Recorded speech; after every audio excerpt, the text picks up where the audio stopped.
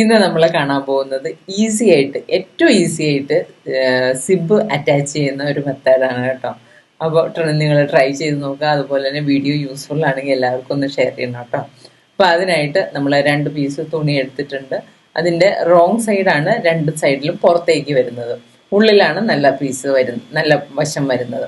അതിനുശേഷം നമ്മൾ ഫോൾഡിങ് ഇല്ലാത്ത വശം, അതായത് സിബ് അറ്റാച്ച് ചെയ്യേണ്ട ആ ഒരു പോർഷനിൽ വശത്തു നിന്ന് അറ്റത്തുനിന്ന് നമ്മളൊരു 1.25 ഇഞ്ച് സ്ട്രെയിറ്റ് ലൈൻ മാർക്ക് ചെയ്ത് കൊടുത്തിട്ടുണ്ട്.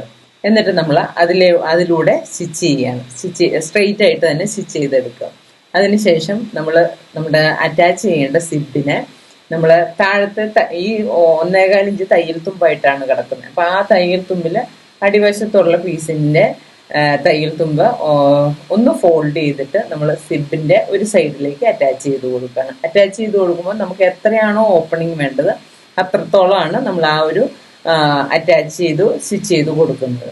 അതിനുശേഷം നമ്മൾ ഇപ്പുറത്തെ രണ്ടാമത്തെ സ്റ്റിച്ചിങ് അലവൻസ് കിടപ്പുണ്ടല്ലോ, 1.25 ഇഞ്ച് മാർക്ക് ചെയ്ത് അതിനെ ഈ സിബിൻ്റെ മുകളിലേക്ക് വെച്ച് കൊടുക്കുക. അതിനുശേഷം നല്ല പീസിൻ്റെ തുണി, വലിയ പീസ് ഉണ്ടല്ലോ, അതും ഒന്നുകൂടി ഈ സിബിൻ്റെ മുകളിലേക്ക് വെച്ച് കൊടുക്കുക.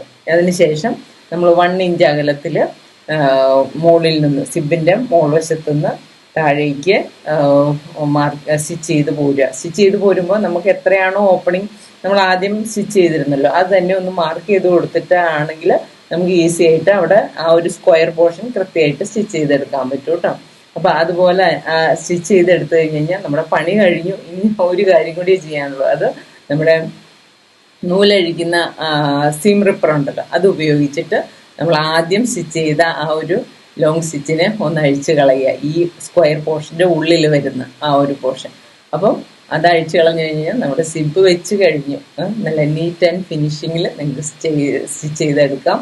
ട്രൈ ചെയ്ത് നോക്കൂ കേട്ടോ. അതുപോലെ തന്നെ ജാൻസ് ക്രിയേഷൻ്റെ ക്ലാസ്സുകളിൽ ജോയിൻ ചെയ്യാൻ താല്പര്യമുള്ളവർ ജാൻസ് ക്രിയേഷൻ്റെ ആപ്പ് ഇൻസ്റ്റാൾ ചെയ്യുകയോ സ്ക്രീനിൽ കാണുന്ന നമ്പറിൽ കോൺടാക്ട് ചെയ്യുകയോ ചെയ്യാം കേട്ടോ.